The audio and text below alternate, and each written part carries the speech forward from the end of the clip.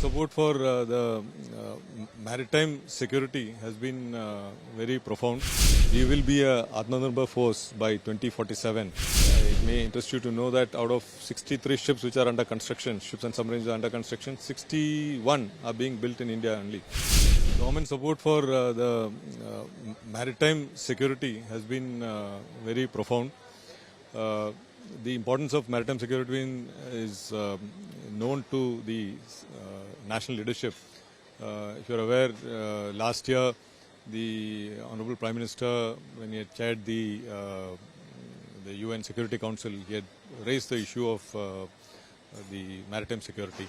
So the importance is well known. And we now have a national maritime security coordinator also has been appointed. So as the country's economy becomes larger and larger, the important thing is that our trade grows, because that's how the economy grows.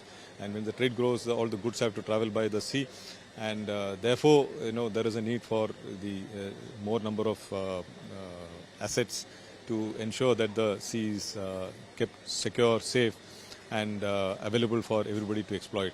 So that is the importance of the maritime domain. And towards this, the requirement for adequate number of assets for the Navy is been projected to the national leadership, and based upon that we are having the projects being sanctioned. It's all need-based and capability as per the capability that is required. And what we are looking at, is that in line with the Honorable Prime Minister's directives of reform, perform, transform. So in that sense, we are trying to reform the processes that we have, the older ships that we have, and then demonstrate our performance at sea with the assets, bring in new assets and transformational changes, not just in the platform, but also in our doctrines, in our thinking, in our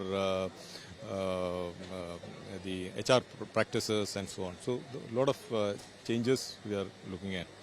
And so on this time that Admiral was lost today at the GRC, how important is the loss by the President, and how do you plan to further improve the indigenization on the Indian Navy, sir?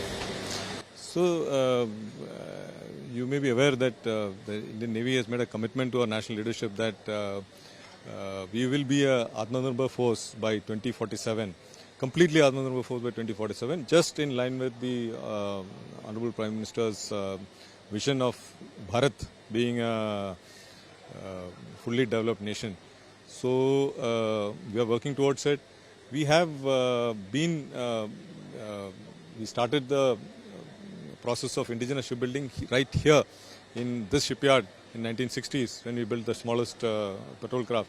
And since then we have progressed from landing craft utility to landing ship tanks to corvettes to destroyers to the Indian indigenous aircraft carrier. So it has been a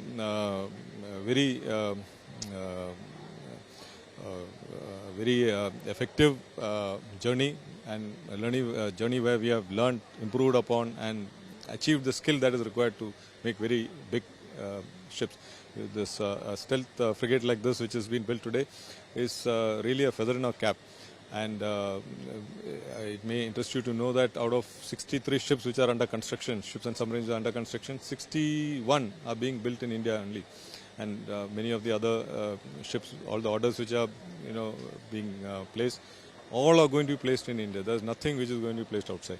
So the indigenization, when we place orders in our country, then there is a multiplier effect on the economy of 1.84%, which is 84 times, which means 1.5 lakh crores of worth of orders being placed will translate into circulation of almost 2.84 lakhs of crores of rupees in the economy. And similarly, generation of jobs in shipbuilding. If the shipyard gets 2,000 jobs, you can multiply it by 6.4 times for the ancillary units like MSMEs and startups and smaller things who make ancillaries, components and so on. So